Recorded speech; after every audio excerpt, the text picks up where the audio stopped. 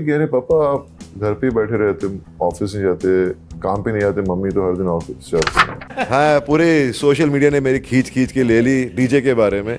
मैं कभी डीजे था नहीं और कभी बनूंगा नहीं। कभी सोचा नहीं था कि मेरे लंबे बाल या मेरे पर्पल सनग्लासेस इतना बड़ा क्रेज बन जाएंगे। बॉबी देओल के रोल, अपीयरेंस, एक्टिंग को आज हर कोई अप्रिशिएट कर रहा है, और करे भी क्यों ना जब इनके पास इतने अच्छे एक्टिंग स्किल्स हैं। एनिमल की रिलीज के केवल 1 या 2 दिन ही रह गए हैं एंड हर कोई एक्साइटेड है रणबीर कपूर की ग्रेट ग्रैंड परफॉर्मेंस देखने के लिए। लेकिन सच बताऊं तो मैं और भी ज्यादा एक्साइटेड हूं लॉर्ड बॉबी को देखने के लिए। इसके पीछे बहुत सारे रीजंस हैं, लेकिन अभी इन रीजंस की बात ना करते हुए सीधे चलेंगे अपने मेन मुद्दे की तरफ। कैसा क्या हुआ कि बॉबी देओल को इतने लंबे टाइम तक बॉलीवुड और मूवी से ब्रेक लेना पड़ा? क्यों बॉबी डिप्रेशन में चले गए और कैसे उनका पूरा का पूरा करियर दांव पर लग गया? ऐसे बहुत सारे सवालों के जवाब हम जानेंगे इस वीडियो के थ्रू। वीडियो बहुत ही ज्यादा इंटरेस्टिंग होने वाला है, तो प्लीज इसे स्किप तो बिल्कुल मत करना। एंड ये इस चैनल पर अगर आप नए हैं तो प्लीज इसे सब्सक्राइब तो अभी के अभी कर लो।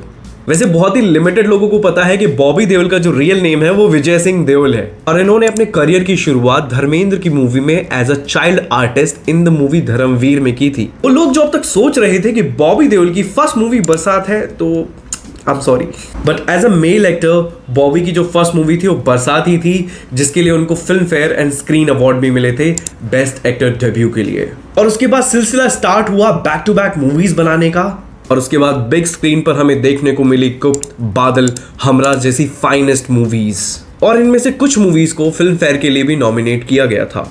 एंड सच में बॉबी देओल के लिए किसी मिरेकल से कम नहीं था। मैं ये नहीं कह रहा कि उन्होंने मेहनत नहीं की, absolutely he did a fab job, क्योंकि बहुत ही वर्सेटाइल एक्टर भी थे ये। लेकिन मिड 20s तक आते आते बॉबी देओल के हाथ से एक्टिंग की कमान छूटने लगी, और फिर हमें देखने को मिली बैक टू बैक फ्लॉप इनकी तरफ से, जिसने बॉबी देओल को अर्श से फर्श पर लाकर खड़ा कर दिया। मूवी जैसे कि किस्मत, चोर मचाए शोर बॉलीवुड पर औंधे मुंह आकर गिरी, और जिसने बॉबी देओल को बहुत हद तक डिसअपॉइंट किया। बॉबी देओल की जो इमेज बॉलीवुड में थी वो action, silent and intense role के लिए बनी हुई थी, और लोग उन्हें उसी रोल में देखना ज्यादा पसंद करते थे। वेयरएज बॉबी देओल पर कॉमेडी एंड रोमांस वाले जो रोल्स थे वो ज्यादा सूट भी नहीं करते थे। बॉलीवुड का जो मिड 20 वाला जो टाइम था वो बहुत ही डायनामिक था, जहां पर नए नए एक्टर्स की एंट्री बॉलीवुड में हो रही थी, और इंडस्ट्री को बहुत सारे वर्सेटाइल एक्टर मिल रहे थे। अपॉर्चुनिटीज होने के बाद भी बॉबी देओल अपने लिए बेटर स्क्रिप्ट नहीं चूज कर पाए, और जो भी मूवीज बाद में उन्होंने सिलेक्ट की वो बहुत बड़ी फ्लॉप होने लगी। एंड इसी तरीके से धीरे धीरे सभी मूवी डायरेक्टर्स ने उनसे किनारा करना स्टार्ट कर दिया। यहाँ से होती है बॉबी देओल के डाउनफॉल की कहानी स्टार्ट। शायद उन्होंने इमेजिन भी नहीं किया होगा कि एक सर्टेन टाइम पीरियड के बाद उनको मूवीज मिलना भी बंद हो जाएंगी। एक हीरो, एक बॉलीवुड मेगा स्टार जिसे लोग अक्षय, अजय देवगन से भी ऊपर रखते थे, किसी ने नहीं सोचा था कि वो एक दिन काम मिलने के लिए भी तरस जाएगा। और रहा सहा काम मीडिया ने पूरा कर दिया। 4 साल तक उनकी ड्रिंकिंग हैबिट इतनी एक्सट्रीम पर हो चुकी थी कि उनको पीने के सिवा, दारू के सिवा कुछ और नजर ही नहीं आता था। वहीं मीडिया के फेक न्यूज ने आग में घी की तरह काम किया। न्यूज तो यहां तक भी आई कि बॉबी अब डीजे बॉबी बन चुके हैं एंड क्लब में लोगों के लिए म्यूजिक बजाते हैं। हाँ, पूरे सोशल मीडिया ने मेरी खींच के ले ली डीजे के बारे में। मैं कभी डीजे था नहीं और कभी बनूंगा नहीं। और हद तो तब हो गई जब ये न्यूज आई कि बॉबी देओल दिल्ली के किसी क्लब में अपनी मूवी गुप्त के गाने बजा रहे थे। अगर आप बॉबी देओल को फॉलो करते हैं तो उन्होंने मीडिया में इन सारी न्यूज को कन्फ्रंट किया था और कहा था कि सब फेक न्यूज है, he was never a DJ. तो उन्होंने कभी भी किसी भी क्लब में डीजे प्ले ही नहीं किया। एक टाइम तो इतना वर्स्ट हो गया था बॉबी के लिए कि जब उनके खुद के बच्चे ने उनसे पूछा कि पापा मम्मी तो काम पर जाती हैं लेकिन आप नहीं। कह रहे पापा आप घर पे ही बैठे रहते, ऑफिस नहीं जाते, काम पे नहीं आते, मम्मी तो हर दिन ऑफिस जाती हैं। और इस लाइन ने ना बॉबी को बहुत डीपली इम्पैक्ट किया। And then he decided to quit all the bad habits, और उनको ये चीज बहुत जल्दी समझ आ गई कि घर पे बैठे बैठे उन्हें ये काम नहीं मिलने वाला है। तब उन्होंने अलग अलग डायरेक्टर्स को अप्रोच किया, अलग अलग एक्टर्स को अप्रोच किया कि उनको छोटे मोटे ही रोल कहीं ना कहीं ऑफर कर दिए जाए। देन सलमान खान से उनकी मुलाकात हुई और वो बॉबी देओल के लिए एक हेल्पिंग हैंड बनकर आए।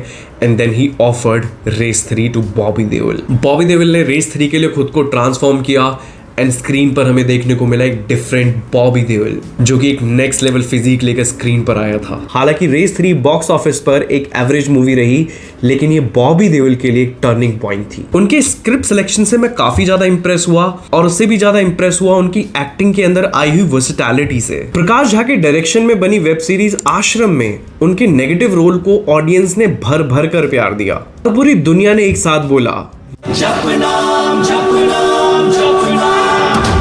आश्रम मेरा, यहाँ के भक्त मेरे, ये सरकार मेरी सत्ता कायम होनी चाहिए। Class of 83 and love hostel जैसी मूवीज के सिलेक्शन से बॉबी ने मुझे डेफिनेटली इंप्रेस किया, और इन दोनों ही मूवीज में बॉबी देओल की जो एक्टिंग थी भाई साहब बैंग ऑन। और फिर बॉबी ने इसके बाद पीछे मुड़कर देखना बिल्कुल बंद कर दिया। इसलिए एनिमल में बॉबी देओल के रोल को लेकर मैं पर्सनली बहुत एक्साइटेड हूं, जिसके मल्टीपल रीजंस हैं। एनिमल मूवी के अंदर बॉबी देओल प्रोबेबली एक साइलेंट, एक म्यूट कैरेक्टर प्ले करने वाले हैं, जो कि थोड़ा बहुत सिमिलर कैरेक्टर हमने बिच्छू मूवी में भी देखा था। एंड ट्रस्ट मी, वो इनका बहुत ही इंटेंस एक्टिंग वाला रोल था। नेगेटिव रोल्स में आश्रम के बाद अब बॉबी देओल को महारत हासिल है, तो हो सकता है कि ऐसे चांसेस भी हों कि रणबीर के कैरेक्टर को बॉबी देओल ओवरशैडो कर जाए अपनी एक्टिंग स्किल्स के दम पर। एनिमल के इनिशियल टीजर में जो 5 सेकंड का बॉबी देओल का जो सेक्शन दिखाया था ना, उसे आज भी one of the strongest section of entire teaser कहा जाता है, जो कि सबसे बड़ा रीजन है। और इसी के साथ आज का चैप्टर करते हैं हम क्लोज। फिर मुलाकात होगी नेक्स्ट वीडियो में।